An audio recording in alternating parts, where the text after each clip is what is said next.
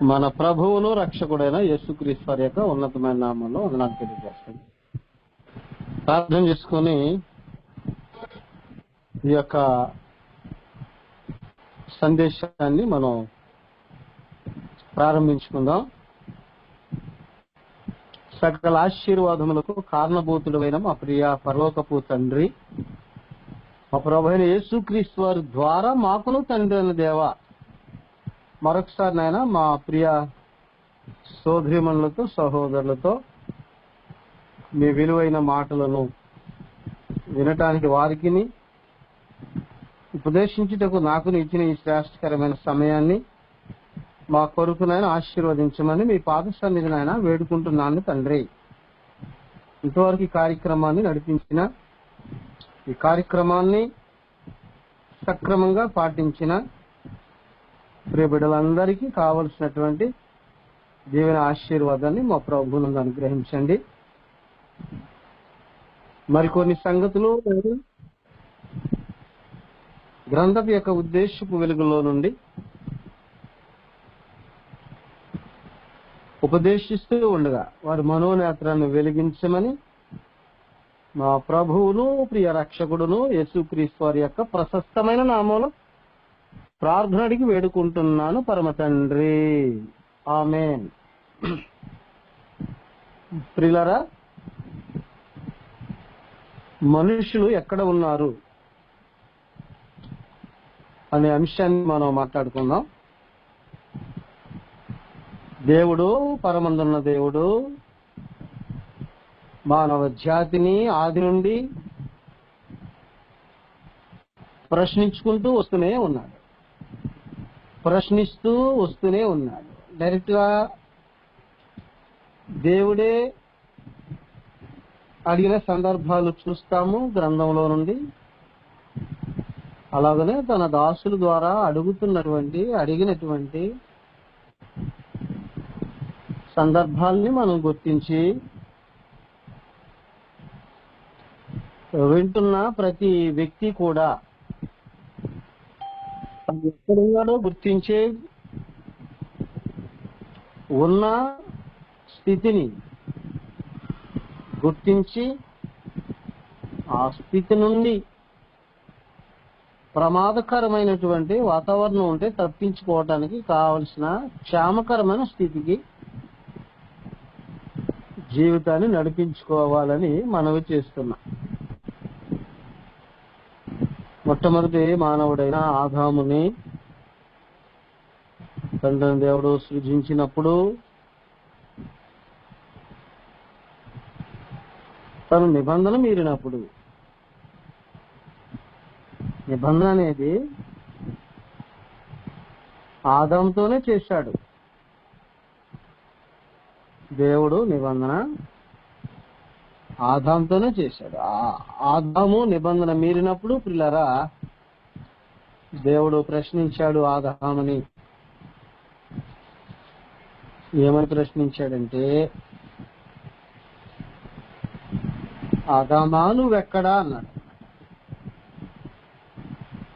నిబంధన మీరిన తర్వాత ప్రశ్నించాడు. ఆజ్ఞను అతిక్రమించిన తర్వాత దేవుడు ఆదామును ప్రశ్నించాడు. హోషేయ గ్రంథం 6వ అధ్యాయం 7వ వచనంలో, ప్రియులారా జాగ్రత్తగా వినాలి, బాగా వినాలి. సంకల్పాన్ని అనుసరించినటువంటి సమాచారం రిసీవ్ చేసుకోవటానికి ఏకాగ్రత కావాలి, వినటానికి ఏకాగ్రత కావాలి, అర్థం చేసుకోవటానికి వివేకం కావాలి, జ్ఞానం కావాలి.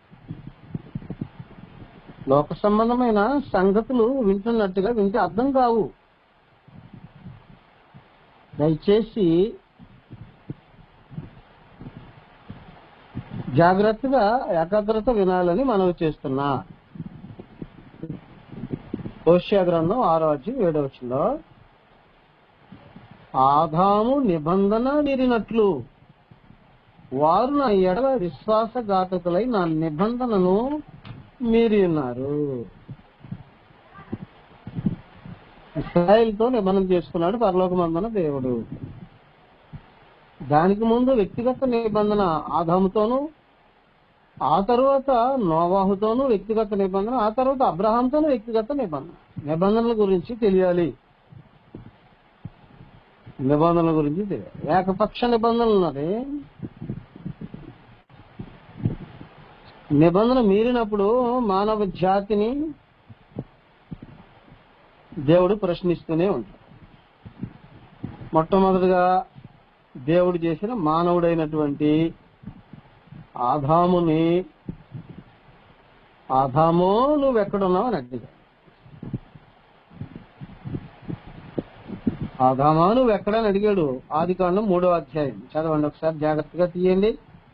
మీ గ్రంథాలు విప్పండి దయతో. ఆదికాండము 3వ అధ్యాయము 9వ వచనంలో దేవుడైన యెహోవా ఆదామును పిలిచి, నువ్వు ఎక్కడ ఉన్నావో నేను అది ఆనాడు ఆదామును పిలిచి అడిగాడు. ఈరోజు పరమందున దేవుడు నిన్ను, నన్ను, ప్రపంచ మానవ జాతిని అడుగుతున్నాడు, నువ్వెక్కడున్నావు సహోదరుడా, సహోదరి? దేవుని పక్షాన దైవజనుడిగా అడుగుతున్న ప్రశ్న, నువ్వెక్కడున్నావు? నేను ఎక్కడ ఉండటం ఏంటండి? నేను ఇంట్లో ఉన్నాను, ఆఫీసులో ఉన్నాను, లేదా ప్రయాణంలో ఉన్నాను అని ఒకవేళ జవాబు చెప్పడానికి ప్రయత్నం చేస్తావేమో. దేవుడు అడిగింది నువ్వెక్కడున్నావని అడిగింది, నువ్వు ఏ స్థితిలో ఉన్నావని అడుగుతున్నాడు. నామకార్థపు క్రైస్తవ్యంలో ఉన్నావా, లేదా జీవితాన్ని కొనసాగిస్తున్నావా? వ్యాసదారులో ఉన్నావా, వ్యభిచారంలో ఉన్నావా, పాపంలో ఉన్నావా? నువ్వు ఉన్న స్థితిని నువ్వు గుర్తించే స్థితిలో నువ్వు ఉన్నావా? అది చాలా మంది తామున్న స్థితిని గుర్తించలేని దౌర్భాగ్యమైన పరిస్థితుల్లో ఉన్నారు. పాపపు స్థితిలో ఉండి నేను ప్రమాదపు స్థితిలో ఉన్నానని గుర్తించలేని భయంకరమైన వాతావరణం నేటి మానవ జాతి మధ్యలో మనం చూస్తున్నాం.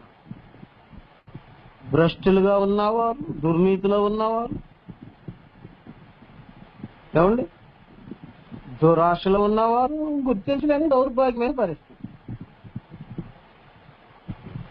పరమందున్న దేవుడు అడుగుతున్న ప్రశ్నలో నువ్వేం జవాబు చెప్పడానికి ఉన్నావు? నువ్వేం జవాబు చెప్పగలుగుతావు? దేవునికి ఏం ఆన్సర్ చేయగలుగుతావు? పిల్లరా, దేవుని ఎరిగిన స్థితిలో ఉన్నావా లేదా? దేవుని ఎరిగిన స్థితిలో ఉన్నావా లేదా? దేవుడు ఎవరో తెలుసా నీకు? దేవుడు ఎవరో తెలుసా?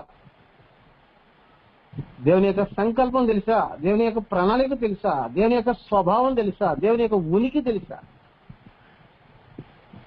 లేకపోతే అనుమానంగా ఉందా? అటు ఇటు కాకుండా ఉన్నావా? సందేహంలో ఉన్నావా? దేవుని విషయంలో కాస్తంత అటు ఇటు ఉన్నా, యేసుక్రీస్తు విషయంలో కాస్తంత అటు ఇటుగా ఉన్నా అగ్నిగుండంలోకి వెళ్ళిపోయే ప్రమాదం ఉంది. యోధాపత్రిక 1వ అధ్యాయం 2వ వచనంలో, యోధాపత్రిక ఒకే ఒక అధ్యాయం ఉంటుంది మనందరికి తెలిసినట్టుగా, 22వ వచనంలో సందేహపడు వారి మీద కనికరం చూపిడి. అదే అన్నమాట, సందేహపడు వారి మీద కనికరం చూపిడి, అగ్నిలో నుండి ఆగినట్టు కొందరు రక్షించుడి. శరీర సంబంధమైన అపవిత్ర ప్రవర్తనకు ఏ మాత్రం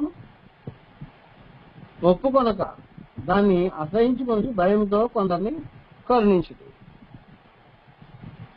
సందేహపడి వారి మీద కనికరం చూపుడు. ఏ విషయంలో సందేహం ఉంది నీకు? నువ్వు క్రైస్తవ జీవితాన్ని సంకల్పాన్ని అనుసరించి కట్టుకున్నావా లేదా? సందేహం ఉందా? అగ్నిగుణంలో పోతావు. క్రైస్తవ జీవితాన్ని కట్టుకోవడానికి ఉపదేశ క్రమం ఉంది. చాలా సార్లు మాట్లాడాను నేను, గ్రంథాన్ని బట్టి మాట్లాడాను. ఒక క్రమం ఉంది. క్రైస్తవ జీవితాన్ని కట్టుకోవడానికి ఒక క్రమం ఉంది. దేవుడు నెరగటానికి ఒక క్రమం ఉంది. యేసుక్రీస్తు నెరగటానికి ఒక క్రమం ఉంది. దేవుణ్ణి మన కోణంలో ఎరగటం కాదు, యేసుక్రీస్తుని మన కోణంలో మన జ్ఞానంతో ఎరగటం కాదు. చాలా మందికి యేసుక్రీస్తు విషయంలో చాలా సందేహాలు ఉన్నాయి. చాలా సందేహాలు ఉన్నాయని గుర్తించలేకపోవడం దురదృష్టకరం. యేసుక్రీస్తు విషయంలో పూర్తి అవగాహన లేదు నాకు అనేటువంటి గ్రహింపు లేకపోవడం దురదృష్టకరం. గ్రహింపు లేకపోయినా ఏదో గ్రహింపు ఉన్నట్టుగా ప్రసంగాలు వెలువడుతున్నాయి. సత్యాన్ని చెబుతున్నాం అనే భ్రమలో అసత్యాన్ని చెప్తూ చాలా మంది ప్రియులారా మోసపోతున్నారు. యేసుక్రీస్తు విషయంలో సరైన అవగాహన లేకుండా అవగాహన ఉన్నట్టుగా ప్రసంగాలు చేసేస్తున్నారు. ఇది ఎంత దురదృష్టకరమో చూడండి ఒకసారి. చాలా భయంకరమైన విషయం, చాలా భయంకరమైనటువంటి పరిస్థితులు ఎదుర్కోవాల్సి వస్తాయి. పిల్లల చాలా జాగ్రత్తగా ఆలోచించాలి. తిమోతికి రాసిన రెండో పత్రికలో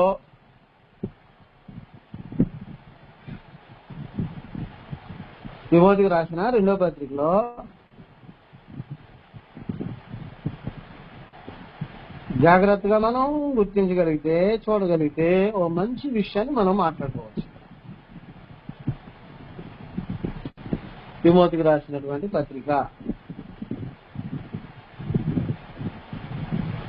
మొదటి పత్రిక 1వ అధ్యాయం. మొదటి పత్రిక తిమోతికి రాసినటువంటి మొదటి పత్రిక 1వ అధ్యాయము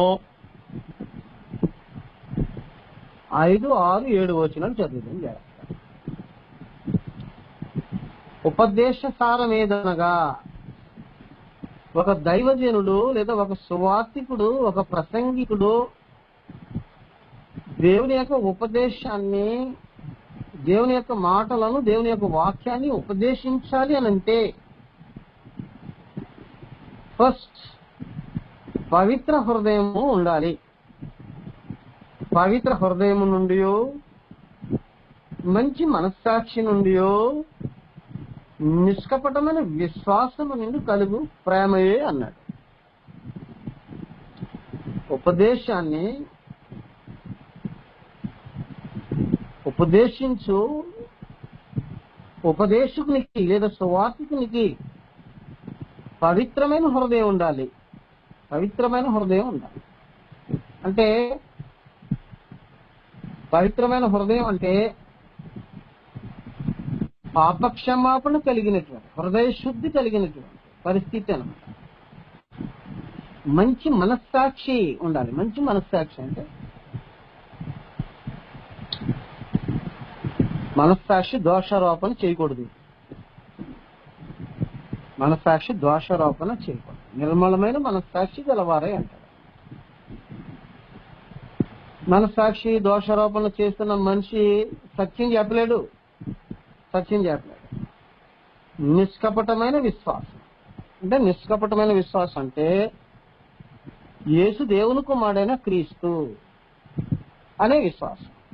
ఎప్పుడు దేవుని కుమారుడు? నేను చాలాసార్లు ప్రారంభం నుంచి చెప్తున్నాను. నేను ప్రారంభపు సదస్సు నుండి మాట్లాడుకుంటూ వస్తున్నాను.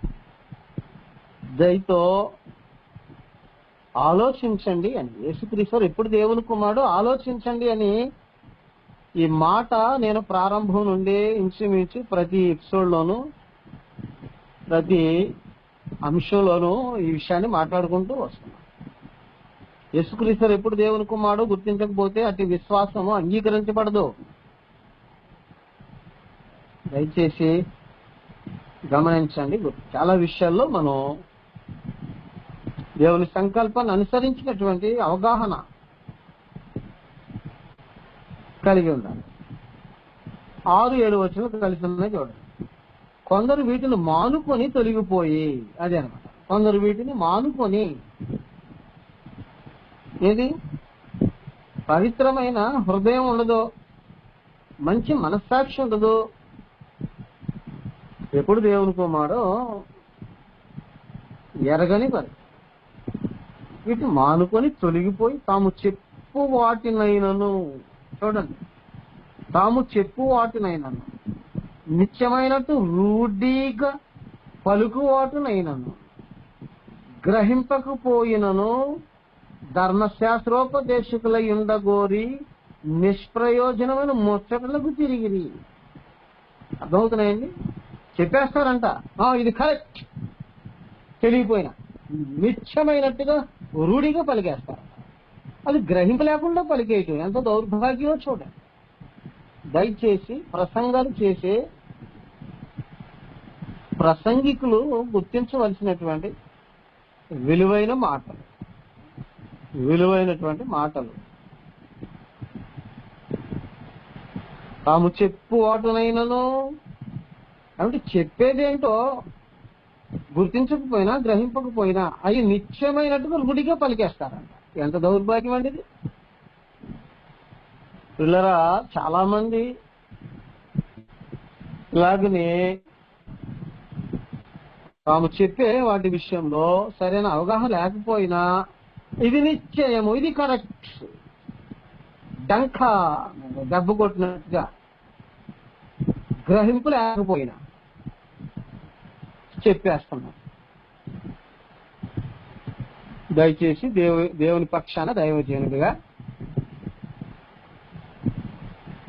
ప్రతి విషయంలో దేవుని సంకల్పాన్ని అనుసరించినటువంటి ఉద్దేశాన్ని, క్రమాన్ని ఎరిగి నేర్చుకొని అప్పుడు రూఢిపరుచుకొని అప్పుడు మాట్లాడాలి. చాలా మంది నేర్చుకోకుండా, ఏమండి దైవజనుడు నేర్చుకోవాలండి, సువార్థికుడు నేర్చుకోవాలండి. నేర్చుకోవడం అంటే ఏదో చిన్నతనం అనుకుంటున్నారండి. యేసుక్రీస్తు వారే నేర్చుకున్నారు, మీకు తెలుసో లేదో.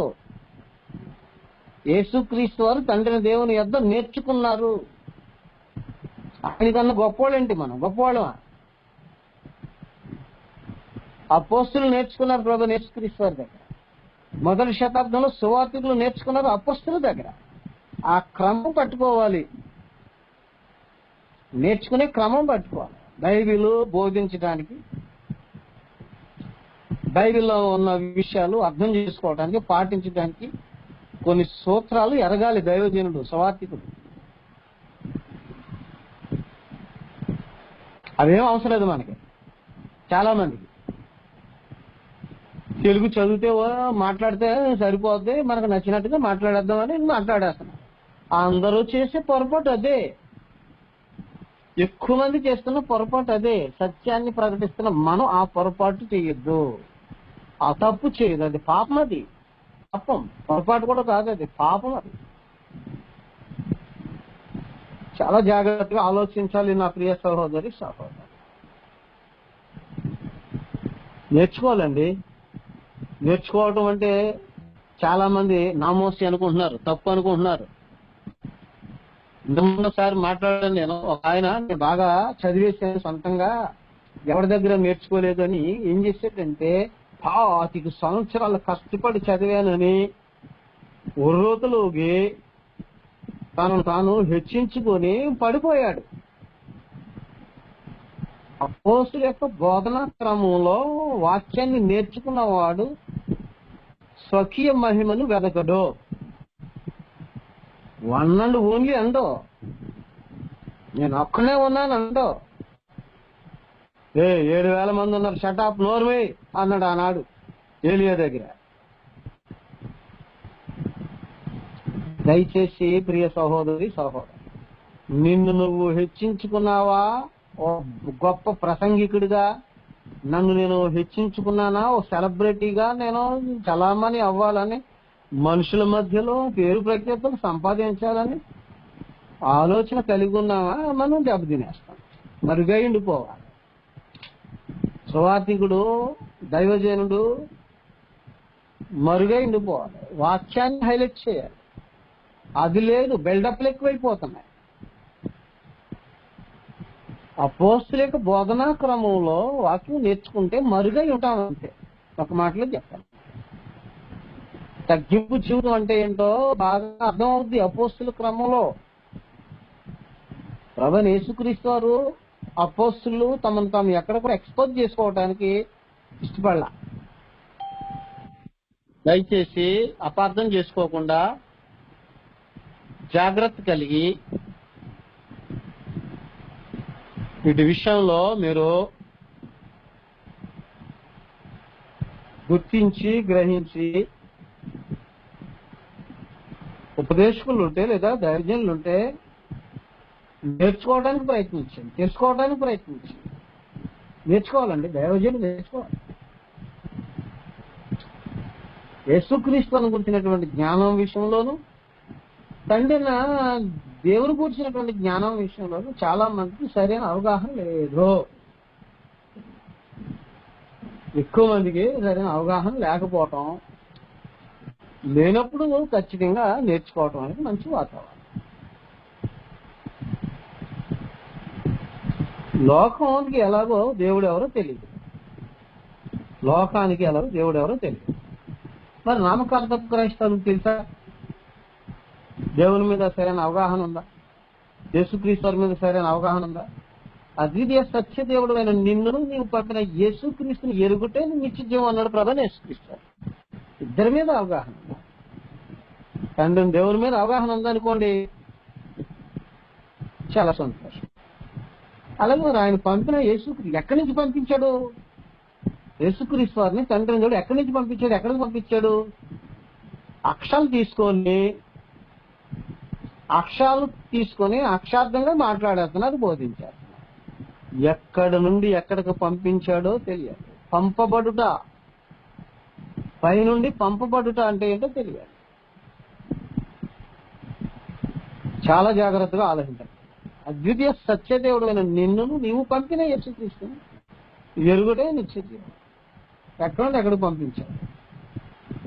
ఇవన్నీ కూడా వాస్తవానికి బైబిల్ క్లాసులోనే చెప్పాలి. బైబిల్ క్లాసులో ఎవరుంటారంటే నమ్మకం సామర్థ్యం ఉన్నవాళ్ళు ఉంటారన్నమాట. ఉండాలి, నమ్మకంగా నేర్చుకోవాలి. నమ్మకం లేకపోతే బైబిల్ అంతా నేర్చేసుకోవాలనుకుంటున్నారు. మనం ఎలా నేర్చుకుంటాం? దానికి ఒక క్రమం ఉందిగా, దేవుడు పెట్టాడు. ఎవరికి అప్పగించమన్నాడు? బోధనను పౌలు గారు ఎవరికి అప్పగించమన్నాడండి? నమ్మకం సామర్థ్యం ఉన్నవారు అప్పగించారు. నమ్మకస్తులు ఏం చేస్తారంటే ఎంత ఖర్చు పెట్టైనా, ఎంత సమయాన్ని ధనాన్ని ఖర్చు పెట్టైనా నేర్చుకుంటారు. ఎంత దూరం వెళ్ళైనా నేర్చుకుంటారు. పలానా చోట సత్యం చెప్పబడుతుంది అని గుర్తించినప్పుడు ఆ సత్యం నేర్చుకోవడానికి మనం ఎంత దూరమైనా వెళ్ళవచ్చు, ఎన్ని రోజులైనా స్పెండ్ చేయవచ్చు, ఎంత సమయాన్నైనా స్పెండ్ చేయవచ్చు, ఎంతైనా లాసుకోవచ్చు భౌతిక సంబంధంగా. అది చూస్తాడు దేవుడు. నీ ప్రయాస చూస్తాడు, నీ కష్టం చూస్తాడు, నీ ఆసక్తి చూస్తాడు. నువ్వేమి నష్టపోతున్నావో, దేవుని యొక్క మాటలు జ్ఞానాన్ని నేర్చుకోవడానికి ఏమి నష్టపోతున్నావో చూస్తాడు పరమందున దేవుడు. లోకానికి ఎలాగో దేవుని మీద సరైన అవగాహన లేదు. క్రైస్తవ్యానికి ఉందా అంటే ఎన్నో సందేహాలు. చూడండి, లోకం విషయంలో మాట్లాడుతున్నాడు ప్రభువు నేర్చుకుంటున్నారా? యోహాను సువార్త 17వ అధ్యాయం 25వ వచనంలో, నీతి స్వరూపుడు ఒక తండ్రి లోకమును ఎరగలేదు, నేను ఎరుగుదును, నీవు నన్ను పంపితవని వెరిగి ఉన్నాడు. నీతి స్వరూపుడు ఒక తండ్రి లోకము నిన్ను ఎరగలేదు. లోకము నిన్ను ఎరగలేదు అంటే తండ్రి దేవునికి ఎరగలేదు. లోకానికి ఎవరు తెలియదు? దేవుడు ఎవరో తెలియదు. అలాగని నామకార్థపు క్రైస్తవులు తెలుసా? తెలియదు. ఏముంది? నామకార్థపు క్రైస్తవులకి భిన్నాభిప్రాయాలు ఉన్నాయి, అంటే సందేహాలు ఉన్నాయి. అలాంటి వాళ్ళ మీద, సందేహపడి వారి మీద కనికరం చూపాలి. మనం కనికరం చూపాలి. దయచేసి చాలా జాగ్రత్తగా ఆలోచించాలి. చాలా జాగ్రత్తగా ఆలోచించాలి. దేవుడు మానవ జాతిని అడుగుతున్నాడు, నువ్వెక్కడున్నావు అని అడుగుతున్నాడు. మానవ జాతి నువ్వెక్కడున్నావు? మనుషులు ఎక్కడున్నారండి? మనం ఎక్కడున్నామండి? చాలా జాగ్రత్తగా. సందేహంలో ఉన్నావా? సందిగ్ధంలో ఉన్నావా? వేషధారంలో ఉన్నావా? ఆచారాల్లో ఉన్నావా? మనుషులు కల్పించిన పద్ధతులు దైవోపదేశములని నమ్మి బోధించే స్థితిలో ఉన్నావా? లేదా వ్యక్తిగత చెడు అలవాట్లో నిన్ను మింగేసిన పరిస్థితుల్లో, జయించిన పరిస్థితుల్లో ఉన్నావా? ఎక్కడున్నా నువ్వు? చూడండి, పేతురు గారు రాసిన రెండవ పత్రిక, పేతురు గారు రాసినటువంటి రెండవ పత్రిక 2వ అధ్యాయం 19వ వచనంలో, తామే భ్రష్టత్వమునకు దాసులై ఉండియో అట్టి వారికి స్వాతంత్రం ఇస్తామని చెప్పుతారు. ఒకడు దేని వలన జయింపబడినో దానికి దాసుడగును కాక. నిన్ను ఏం జయించింది? నిన్ను జయించిన బలహీనత ఏంటి? నిన్ను ఏం జయించింది అంటే నువ్వేం మానలేకపోతున్నావు, అదో జయించేసినట్టే. బూతులు మానలేకపోతున్నావా? నిన్ను జయించేసింది బూతులు. వ్యభిచారం మానలేకపోతున్నావా? వ్యభిచారం నిన్ను జయించేసింది. అబద్ధాలు ఆడటం మానలేకపోతున్నావా? మోసం చేయటం మానలేకపోతున్నావా? అది నిన్ను జయించేసింది. అంటే వాటికి నువ్వేమైపోయి ఉన్నావు? దాసుడు అయిపోయి ఉన్నావు, దాసురాలు అయిపోయావు. భర్త మీద తిరుగుబాటు చేస్తున్నావా? తిరుగుబాటుతోనే నిన్ను జయించేసింది. భార్యను కొడుతున్నావా? నువ్వు కొట్టే స్థితి నిన్ను జయించేసింది. దానికి నువ్వేమైపోయి ఉన్నావు అంటే దాసుడు అయిపోయి ఉన్నావు, దాసురాలు అయిపోయి ఉన్నావు. అది నువ్వున్న స్థితి ఏంటో. నువ్వు పాపపు స్థితి, పాపం ఏ రకంగా నీ మీద ఎలుబడి చేస్తుందో, ప్రియ సహోదరి సహోదరుడా, నిన్ను జయిస్తున్నావు ఏంటో నువ్వు గుర్తించాలి. నువ్వు బూతులు మానలేకపోతే అవి నిన్ను జయించేసినాయి. నువ్వు వ్యభిచారం మానలేకపోతే అది ఆ స్థితిని నేను జయించేసింది. నువ్వు పిసినార్థంగా ఉన్నావా? ఆ స్థితి నిన్ను జయించేసింది. అప్పుడు ఆ స్థితిని నేను జయించేసింది. ఏవైతే నువ్వు జయిస్తున్నావో వాటికి నువ్వు దాసుడుగా లేదా బానిసగా, దాసుడుగా ఉన్నావు. ఈ విషయం గుర్తించడం రావాలండి. చాలా మంది బలహీనులుగా ఉండి మేము అన్ని విషయాల్లో బాగున్నాం అనుకుంటున్నారు. బలహీనమైన స్థితిని గుర్తించలేని దౌర్భాగ్యమైన పరిస్థితుల్లో చాలా మంది మరి ఉండటం దురదృష్టి కాదు. చాలా జాగ్రత్తగా ఆలోచించాలి. 1947 సంవత్సరానికి ముందు భారతదేశంలో ఉన్న మనుషులందరూ బ్రిటిష్ వారికి దాసులుగా, బానిసలుగా ఉన్నామని గుర్తించారు. అంటే బ్రిటిష్ వారికి దాసులుగాను, బానిసలుగాను ఉన్నటువంటి స్థితి భారతదేశానికి ఏ నష్టం తీసుకురాలా. వాస్తవానికి చెప్పాలంటే ఏం చేసిందంటే బ్రిటిష్ వారి యొక్క పరిపాలన భారతదేశానికి మేలు చేసింది. ఎలా చేసింది మేలు? చదువులు పరిచయం చేసింది బ్రిటిష్ వారే. హాస్పిటల్లో నిర్మించింది, పరిచయం చేసింది బ్రిటిష్ వారే. తెలుసు కదా మీ అందరికీ. కానీ మంచి మంచి గొప్ప గొప్ప ఆనకట్టలు కట్టారు, ప్రాజెక్టులు కట్టారు. ఈరోజు భారతదేశంలో ఉన్న ప్రజలు సౌకర్యాలు, వస్తువులు, వాడుకుంటున్న వస్తువులు వెనకాల బ్రిటిష్ వారి యొక్క ఏర్పాటు ఉంది. అంటే బ్రిటిష్ వారి యొక్క బానిసత్వం నుండి భారతదేశం, బ్రిటిష్ వారి యొక్క పరిపాలన నుండి భారతదేశం నష్టపోయింది ఏమీ లేదు. ఒక మాటలో చెప్పాలి, భారతదేశంలో ఉన్నటువంటి మనుషులకు దేవుని గురించిన జ్ఞానం లేదు. ఒకసారి హోషియా గ్రంథము 6వ అధ్యాయం చదివింది. హోషియా గ్రంథం 6. ఏ దేశానికైనా దేవుని గురించినటువంటి జ్ఞానం లేకపోతే పరిస్థితి అలాగే ఉంటారు. 6వ అధ్యాయం 3వ వచనంలో యెహోవాను గురించిన జ్ఞానము సంపాదించుకున్నాము రండి. యెహోవాను గురించిన జ్ఞానం సంపాదించుకున్నట్టుకు ఆయనను అనుసరించడము రండి. 4వ అధ్యాయము హోషియా గ్రంథం 4వ అధ్యాయం 1వ వచనం చదువు. ఇశ్రాయేలు వారులారా, యెహోవా మాట ఆలకించుడి. సత్యమును, కనికరమును, దేవుని గురించిన జ్ఞానమును దేశమును లేకపోవటం చూసి అధ్యయనం. యెహోవా దేశ నివాసులకు రాజ్యమాడుతున్నాడు. ఏ దేశమందు అయితే యెహోవాను గురించిన జ్ఞానం ఉండదో అక్కడ సత్యము, కనికరము ఉండదు. జ్ఞానం లేనప్పుడు ఇలా ఉంటదన్న. జ్ఞానం లేని మనుషులు ఆలోచన ఎలా ఉంటాయంటే తాము వేటికి దాసులమైపోయి ఉన్నామో గుర్తించలేరు. బ్రిటిష్ వారి యొక్క బానిసత్వాన్ని దాసత్వాన్ని గుర్తించినటువంటి మనుషులు భ్రష్టత్వానికి దాసులమైపోయి ఉన్నామన్న స్థితి గుర్తించలేకపోవడం దురదృష్టకరం. అర్థమవుతున్నాయా? జాగ్రత్తగా వినాలి, బాగా వినాలి.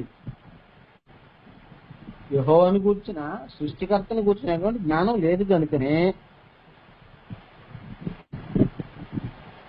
వారు వేటికి దాసులుగా ఉన్నారో వేటికి బానిసలుగా ఉన్నారో గుర్తించలేకపోయారు.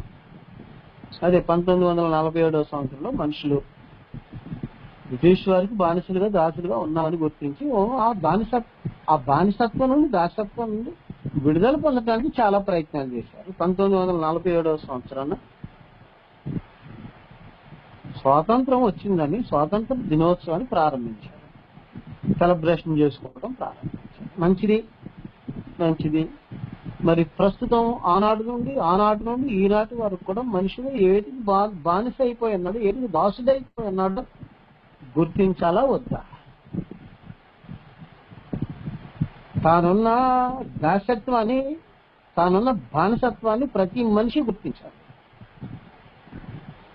తనను ఏం జయిస్తుందో గుర్తించాలి. తను దేనికి దాసుడైపోయి ఉన్నాడో, దాసురాలైపోయి ఉన్నాడో గుర్తించాలి.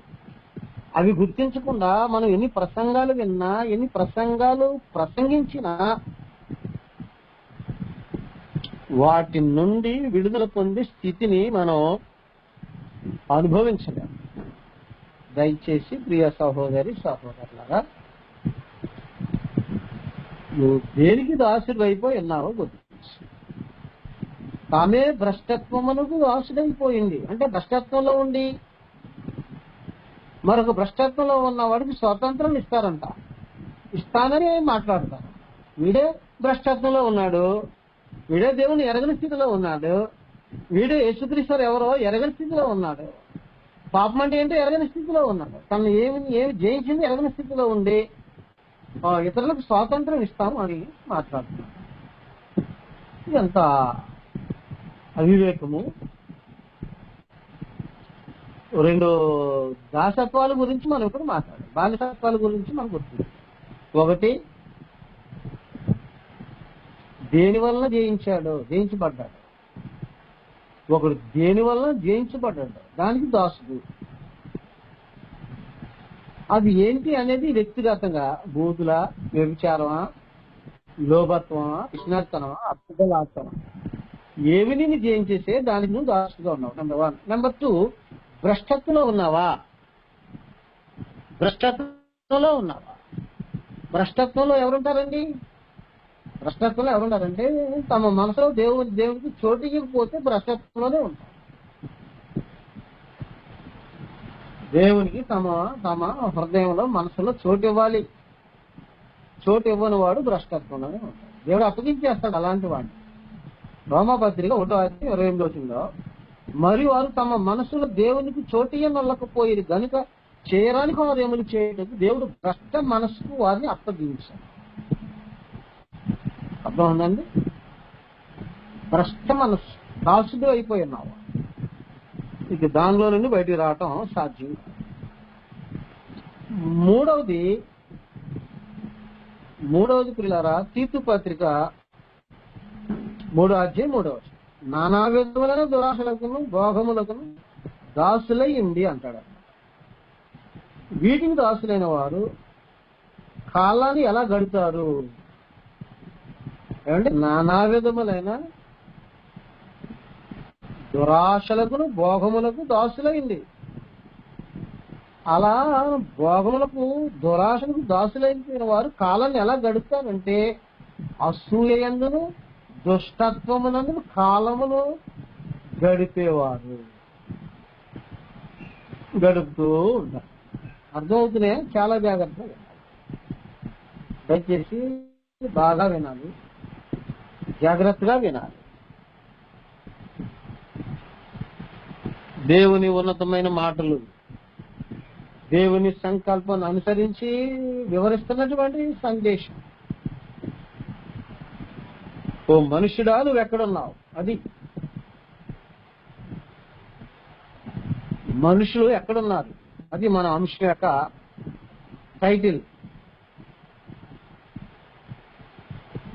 ఒక్కొక్కడు ఒక్కొక్క స్థితిలో ఉన్నాడు, అది గుర్తించడం మానేశారు.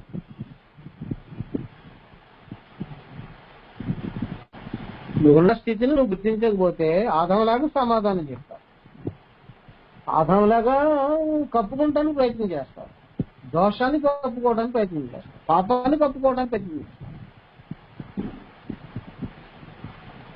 గుర్తించిన వాడు ఏం చేస్తాడంటే తాను ఉన్నటువంటి స్థితిని గుర్తించిన వాడు తానున్న స్థితిని ఒప్పుకుంటాడు. దయచేసి ప్రియ సోదరిమణులు సహోదరులు బాగా విని తాను ఎక్కడున్నాడో గుర్తించడానికి ప్రయత్నం చేయాలి, ఏ స్థితిలో ఉన్నాడో గుర్తించడానికి ప్రయత్నం చేయాలి. తానున్న స్థితి గుర్తించకపోతే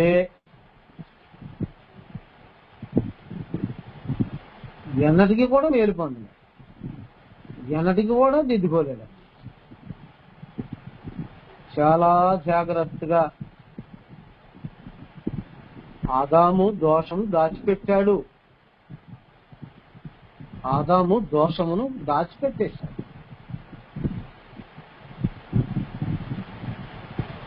యోబు గ్రంథం 31వ అధ్యాయము 33, 34 వచనాలు చదువుతాను, జాగ్రత్తగా చదువు.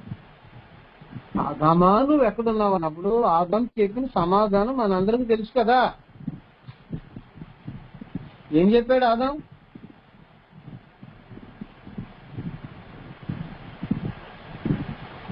ఆదాము దేవుడితో చెప్పిన సమాధానం ఏంటి?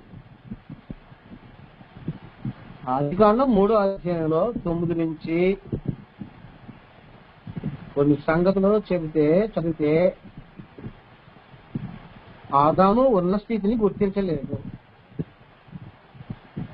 ఆజ్ఞను అతిక్రమించిన మహానుభావ క్షమించు అనలేదు. ఏమన్నాడు?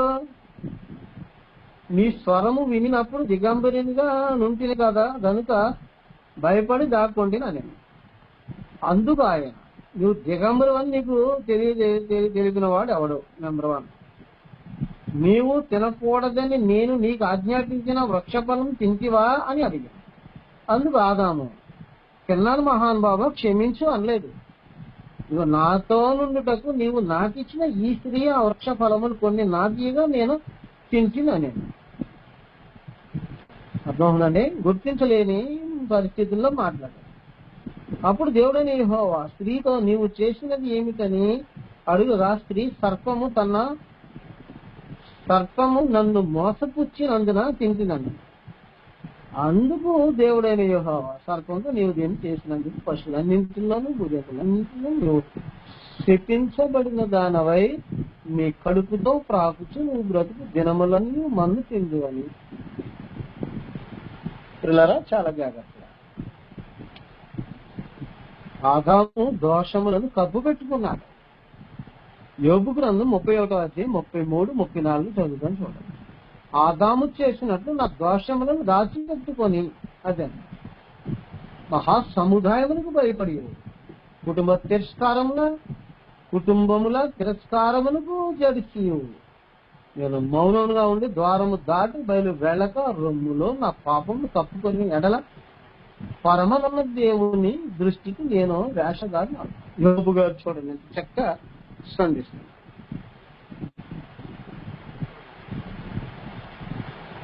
యోబు ఏమంటున్నాడంటే ఆదాము చేసినట్లు నా దోషములను దాచిపెట్టుకున్నాడు. ఆదాము దోషములను దాచిపెట్టుకున్నాడు.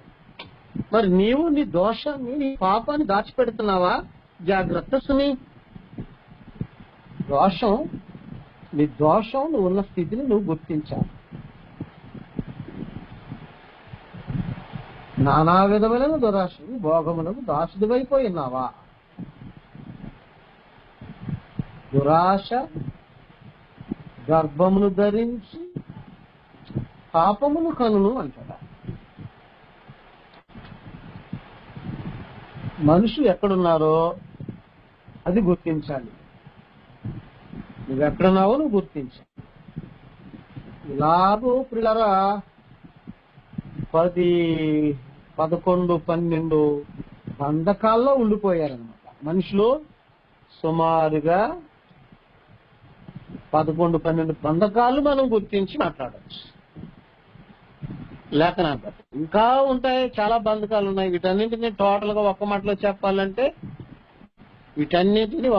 చెప్పాలంటే పిల్లరా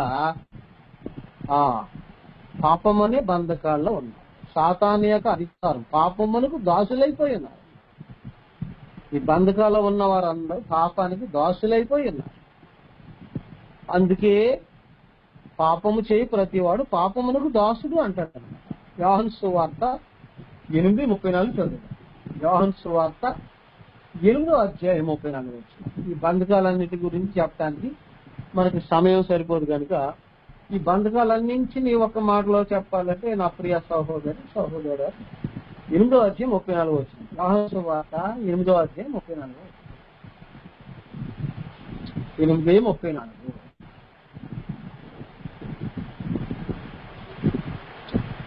యోహాను సువార్త 8:34. అందుకు యేసు పాపము చేయి ప్రతి వాడును పాపమునకు దాసుడని మీతో నిశ్చయముగా చెప్పుతుంది. అది పాపము చేయి ప్రతివాడు. అసలు ఏది పాపమో కూడా గ్రహించలేని, గుర్తించలేని అంధకార భ్రష్టత్వంలోకి వెళ్ళిపోయారు. అంధకార సంబంధమే అధికారంలోకి వెళ్ళిపోయారు. ఫలానా స్థితి పాపం అని గుర్తించలేని స్థాయికి దిగజారిపోయారు మానవచ్చ. పాపము చేయు ప్రతివాడు పాపమునకు దాసు. ఇప్పుడు భారతదేశంలో ఉన్న మనుషులు, ముఖ్యంగా మన దేశంలో ఉన్న మనుషులు పాపంలో ఉన్నామని గుర్తించలేని స్థితికి దిగజారిపోయారు. ఆ వ్యక్తి పాపంలో ఉన్నాను అని గుర్తించేలా చేసే వ్యక్తి దైవజనుడు.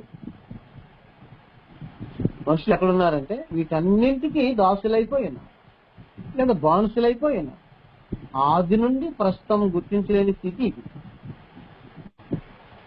ఏమండి, బ్రిటిష్ వారికి దాసులుగా ఉన్నామని గుర్తించారు, తెల్లవారికి బానిసలుగా ఉన్నామని గుర్తించారు. ఆ స్థితి నుండి విడుదల పొందడానికి ఎంతో ప్రయత్నం చేశారు, సత్యాగ్రహాలు చేశారు, ఉపగ్రహాలు చేశారు, ఆగ్రహాలు చేశారు, స్వతంత్ర పోరాటం చేశారు. వారు దాస్యత్వం విడుదల పొందారు.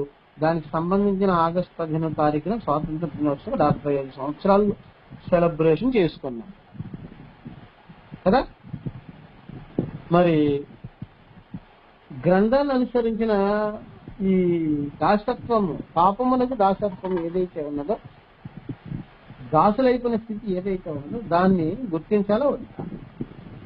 దాన్ని గుర్తించాలంటే దైవజనులు అలాంటి ఉపదేశాన్ని, అలాంటి జ్ఞానాన్ని మానవ జాతి మధ్యలో అందించాలి.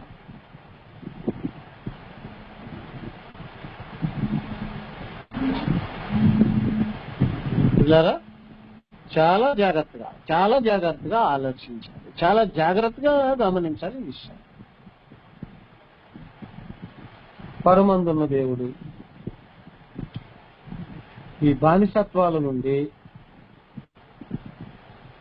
ఈ దాసత్వముల నుండి మనుషులు విడుదల పొందడానికి కావలసిన ఏర్పాట్లు చేశారు.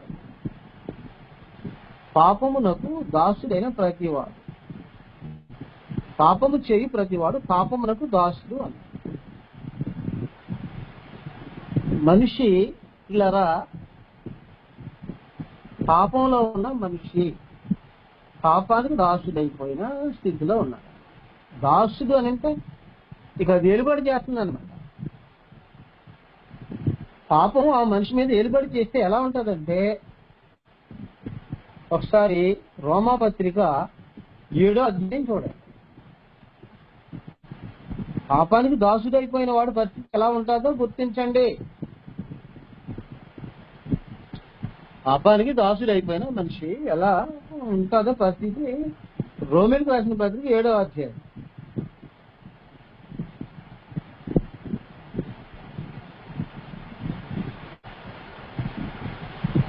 పదిహేను వచనం నుండి కింద చదువుకుని జాగ్రత్తగా ఉంది. రోమాపత్రిక 7వ అధ్యాయము 15వ వచనం నుండి చదువుదాం.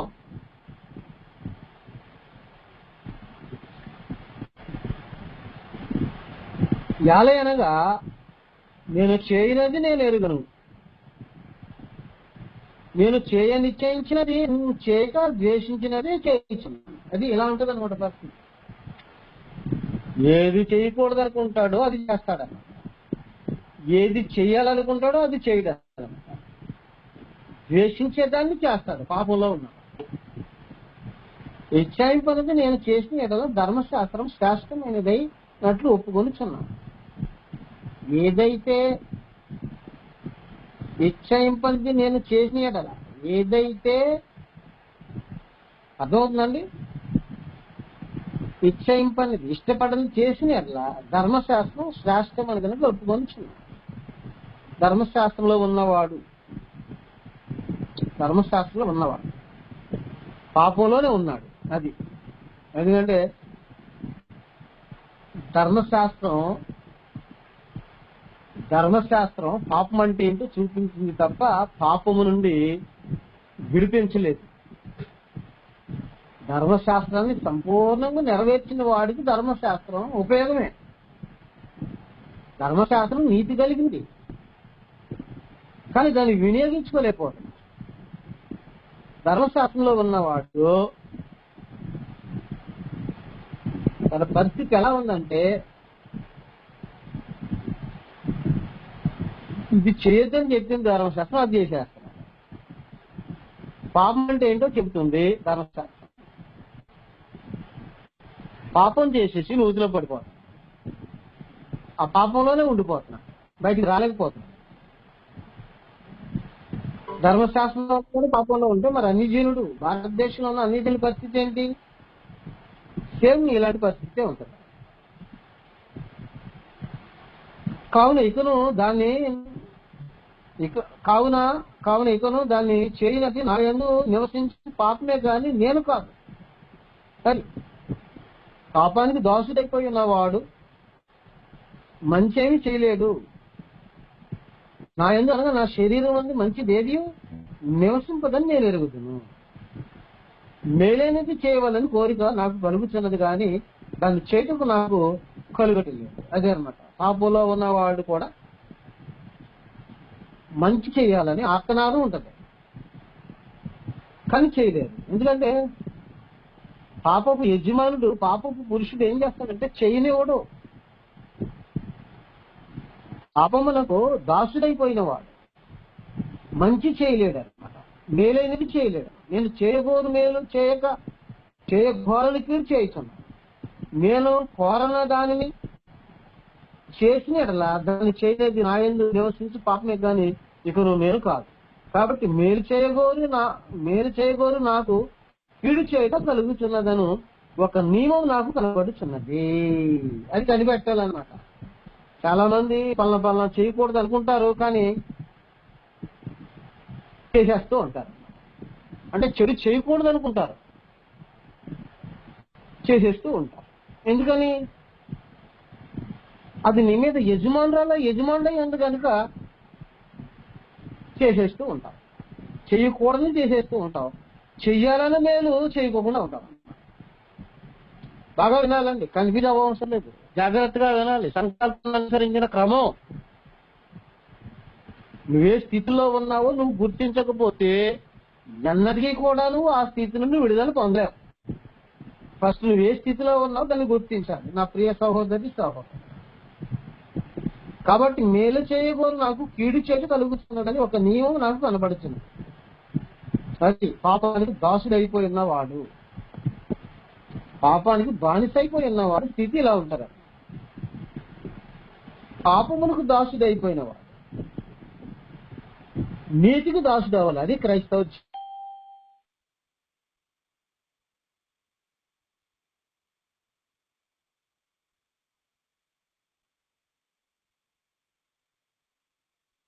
ఇస్తే వచ్చే నష్టం ఏమైనా ఉందంటే భయంకరమైన నష్టం. పాపానికి దాసుడైపోయిన స్థితిని నువ్వు కొనసాగిస్తే నువ్వు చాలా నష్టపోతావు. పాపమునకు వచ్చే జీతం ఏంటంటే ప్రియులారా, ఏముంది?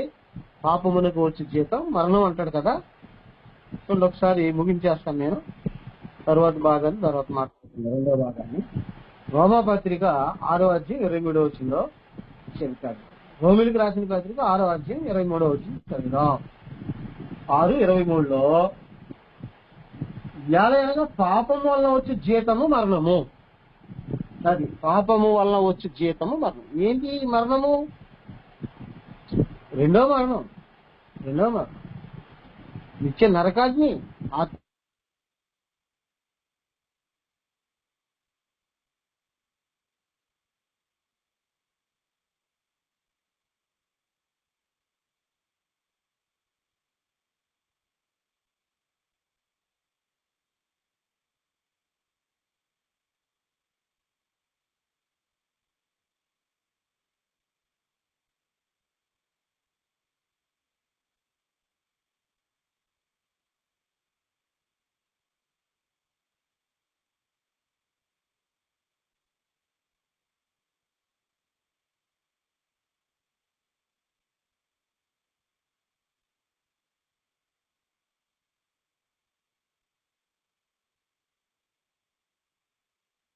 అలవాటుని మానలేకపోతున్నావు.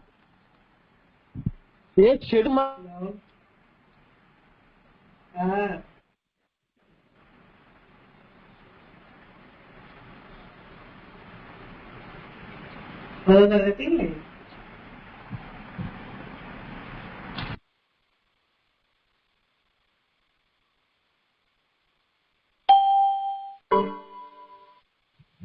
గుర్తించి వీటి నుండి విడుదల పొందడానికి దేవుడు ఏర్పాటు చేసిన నీతి సూత్రం ఉపదేశ క్రమం ఏదైతే ఉన్నదో దాన్ని దేవుని చిత్తమైతే వచ్చే భాగంలో మనం మాట్లాడుకుందాం. మనకి ఇవ్వబడిన సమయం అయింది కనుక ఇంతవరకు శ్రద్ధాశక్తులతో, ఓర్పు సహనంతో విలువైన మాటలు విని మీ అందరికీ మరొకసారి మన ప్రభువును రక్షకుడైన యేసుక్రీస్తు వారి యొక్క ఉన్నతమైన నామంలో వందనాలు తెలియజేస్తున్నాం. ప్రార్థన కార్యక్రమాన్ని ముగిస్తాం. సకల ఆశీర్వాదములకు కారణభూతులైన మా ప్రియ పరలోకపు తండ్రి, ప్రభు యేసుక్రీస్తు వారి ద్వారా మాకును తండ్రిని దేవా, ఆనాడు ఆది కాలంలో మొదటి మానవుడైన ఆదామును ప్రశ్నించినట్టుగా ఈనాడు నేను భూమి మీద ఉన్నటువంటి మానవ జాతిని మీరు ప్రశ్నించడానికి, ఆ ప్రశ్నను వినటానికి మా అందరికీ ఇచ్చినటువంటి యోగ్యతను బట్టి మేము ఎక్కడున్నామో, ఏ స్థితిలో ఉన్నామో గుర్తించి ఆ స్థితి నుండి, అది మరణ సంబంధమైనటువంటి స్థితి అయితే, పాపానికి సంబంధించిన స్థితి అయితే ఆ స్థితి నుండి నాయన విడుదల పొందడానికి మా ప్రభువైన యేసుక్రీస్తు వారి నుండి మీరు ఏర్పాటు చేసినటువంటి నియమాన్ని వినియోగించుకొని ఆ స్థితి నుండి విడుదల పొంది మేలుకరమైన స్థితిలోకి మా ప్రియ సహోదరులు ప్రవేశించడానికి మా ప్రభునందు అవకాశాన్ని గ్రహింపును అనుగ్రహించారు. ఈ సమయంలోనైనా గ్రూప్ లో ఉన్నటువంటి ప్రతి ఒక్కరిని కూడా, దైవజనులను, ఉపదేశులను, సువార్థికులను, సంఘ సభ్యులందరినీ కూడా నేను పేరు ఆయన జ్ఞాపకం చేసుకుంటండి. బిడ్డలందరికీ కావలసినటువంటి ఆరోగ్యాన్ని, బలాన్ని, శక్తిని, ఆత్మ సంబంధమైన క్షమాభివృద్ధిని మా ప్రభువునందునైనా అనుగ్రహించండి. వారు చేస్తున్న ఉద్యోగాల్లోనూ, వారు చేస్తున్న వ్యాపారంలో, వారు చేస్తున్న ప్రయాణాల్లోనూ, వారు చేస్తున్న చేతి పనుల్లోనూ మీ ఆదరణ, మీ కాపుదల మా ప్రభువునందు అనుగ్రహించండి. మిమ్మల్ని కూర్చున్నటువంటి జ్ఞానాన్ని సంపాదించుకునే క్రమంలో బిడ్డలందరూ కూడా ఓర్పు సహనం కలిగి, నమ్మకం కలిగి ప్రతి విషయాన్ని మీ సంకల్పాన్ని అనుసరించినటువంటి క్రమంలో చూడగలుగుతారు. వారు మనోనాథం వెలిగించండి.